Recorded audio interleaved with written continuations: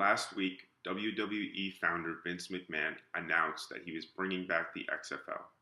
The XFL was a football league in the early 2000s based primarily on gimmicks. It was meant to be more of a spectacle, and McMahon really relied on flashiness of cheerleaders and game and production rather than traditional football. This new XFL, says McMahon, that the game will be more traditional. The XFL, the new XFL, will go away from the flashy cheerleaders and the gimmicks that the old XFL uses. I believe that this strategy will not work, mostly because the XFL has a heavy brand in gimmicks. It was primarily known as a football league that was all about the spectacle and not necessarily about the football on the field, primarily because the football on the field was not a pleasant sight.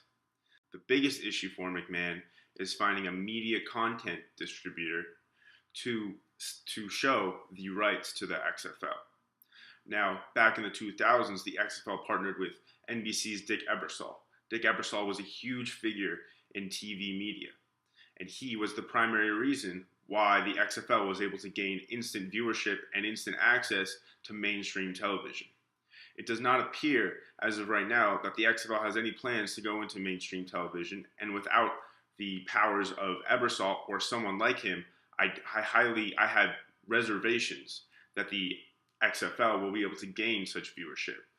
The NFL is highly sought after by major networks, and those networks highly covet the NFL's business. They are very unlikely to go after a competitor such as the XFL. The other marketing issue that the XFL must deal with is that McMahon plans on going away from the gimmicks. Now that is tough to swallow for someone who remembers the XFL and remembers the "He Hate Me" jerseys. They plan on making a better football product and a more interactive viewership. It's going to be hard to come by this more interactive viewership if they do not have that mainstream TV partner. They are going to struggle to gain a media content distributor that will be able to show viewers a high quality picture in a unique way with the small budget that the XFL has. $100 million may seem like a large budget for most companies. However, $100 million is only the salary cap of one team. The XFL is going to have $100 million for all of its teams and all of its content and all of its business. I do not think that's enough, and I do not think that's appealing enough to mainstream or even some digital content distributors, and I believe that is why the XFL is going to struggle in the next few years.